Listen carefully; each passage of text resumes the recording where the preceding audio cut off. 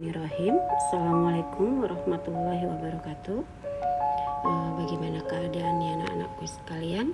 Ibu berharap kalian sehat selalu dan tetap semangat selalu di PJJ kali ini dengan Bu Ida, Sejarah Indonesia.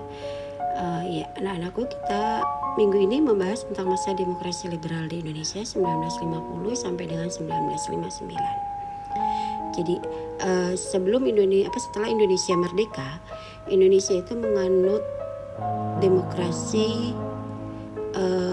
presidensial, di mana demokrasi presidensial tersebut presidennya dipilih oleh rakyat. Namun pada masa 1945 sampai 1950 Indonesia masih mengalami banyak hambatan, baik dari dalam maupun dari luar, dan di situ juga Indonesia masih mengalami perjuangan diplomasi. Nah, pada bulan Desember 1949 Indonesia telah dinyatakan bahwa Indonesia tersebut menganut sistem demokrasi liberal, di mana jelas sekali Belanda mengakui Indonesia sebagai negara Republik Indonesia Serikat. Indonesia dianggap sebagai negara koloninya atau negara bawahannya negara Belanda. Namun pada saat itu masyarakat Indonesia tidak mau terima bahwa mereka ingin kembali secara utuh ke negara kesatuan Republik Indonesia.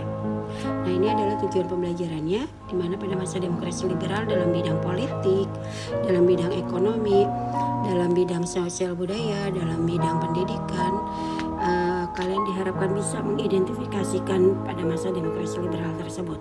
Serta kalian juga bisa mendeskripsikan berakhirnya demokrasi liberal di Indonesia. Pengertian dari demokrasi liberal itu adalah bentuk pemerintahan di mana merupakan perwakilan rakyat yang menjalankan kekuasaan pengambilan keputusan, namun harus tunduk pada aturan hukum. Jadi di sini pemerintahan tersebut itu adalah kebebasan yang seluas-luasnya pada warganya. Jadi warga berhak mengutarakan pendapatnya, dan pendapat yang minoritas itu biasanya terkalahkan oleh pendapat yang mayoritas. Nah, kemudian kalau kalian bertanya jenis demokrasi apa yang saat ini Indonesia anut, Indonesia saat ini menganut demokrasi Pancasila, di mana demokrasi Pancasila tersebut lebih cocok di Indonesia karena ada azas dan ada dasar dari Pancasila dan Undang-Undang Dasar 1945. Oke, kita lanjut ke bahasa demokrasi liberal dalam bidang politik. Dalam bidang politik, pada masa demokrasi liberal itu ada sistem pemerintahan.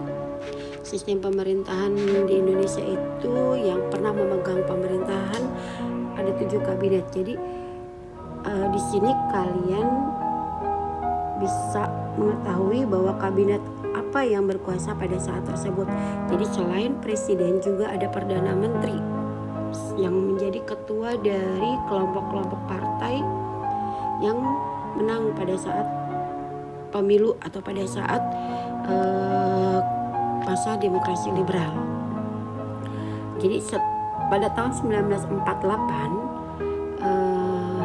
itu Indonesia pernah mengeluarkan undang-undang atau keputusan presiden nomor 18, di mana warga negara Indonesia berhak mendirikan partai-partai politik. Nah, di sini ada 7 kabinet. 7 kabinet tersebut yang pernah memimpin masa demokrasi liberal. Kemudian pada masa demokrasi liberal itu ada juga sistem kepartaian, jadi cenderung untuk memperjuangkan kepentingan golongan kepartaian ini daripada kepentingan nasional. Dan biasanya partai-partai politik tersebut itu saling bersaing, saling mencari kesalahan dan saling menjatuhkan.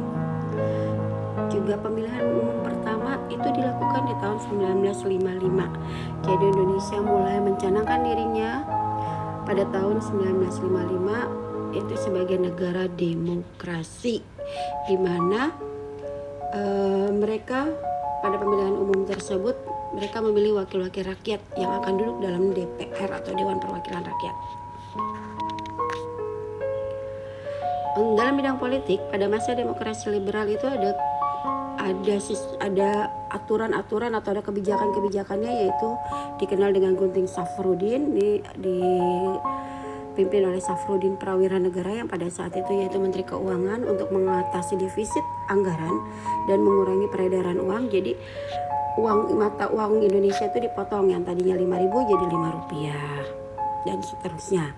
Kemudian memperbaharui nasionalisme di Javanese Bank yang pada saat itu didirikan oleh Belanda, yang akhirnya dirubah, dinasionalismekan menjadi Bank Indonesia yang saat ini berdiri kita kenal dengan Bank Nasional Indonesia atau Bank BNI 1946. Kemudian ada sistem ekonomi gerakan Benteng, ini untuk memperkuat pembangunan ekonomi baru. Kemudian ada sistem ekonomi Alibaba. Di sini diibaratkan pengusaha pribumi dibantu oleh pengusaha Cina atau yang diibaratkan dengan si Baba, dan pengusaha pribumi diibaratkan dengan si Ali. Kemudian ada persetujuan finansial ekonomi atau Finlek untuk melepaskan diri dari ikatan ekonomi dengan Belanda. Jadi kita ingin berdiri sendiri dan menjadi negara kesatuan Republik Indonesia secara utuh. Kita lanjut lagi ya nak ya.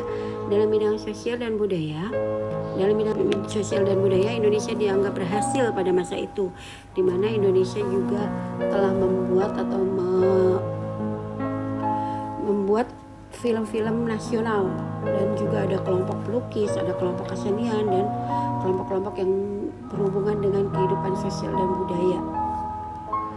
Kemudian tahun 1955 Indonesia sempat berkibar namanya di dunia, padahal tahun itu Indonesia baru berdiri sebagai negara yang baru berdiri, di mana Indonesia pernah meraih Piala Thomas.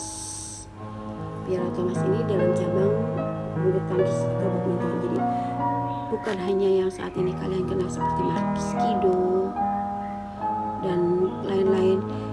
Indonesia juga sempat berkibar namanya sebelum-sebelumnya, dan memang kelompok Thomas Uber atau Thomas Cup ini Indonesia memang selalu menjadi juara dalam bidang bulu tangkis. Kemudian Indonesia juga pernah dipercaya di adakannya konferensi Asia Afrika. Dalam bidang pendidikan Indonesia menganut desentralisasi terutama SMA. Jadi semua aturan dan semua ketentuan itu diterapkan oleh pusat pada jenjang sekolah menengah atas, dan itu tercantum dalam Undang-Undang Nomor 4 Tahun 1950. Dan diharapkan juga pada masa demokrasi liberal setiap provinsi memiliki PTN yang kalian kenal saat ini, PTN di berbagai daerah. Namun saat ini tidak hanya satu provinsi memiliki satu PTN, ada seperti DKI Jakarta, ini PTN-nya ada 4 bahkan. UNJ, Universitas Negeri Jakarta, Universitas Indonesia, UPN itu juga sudah hampir lebih dari 6-7 tahun dinegerikan. Kemudian ada IAIN.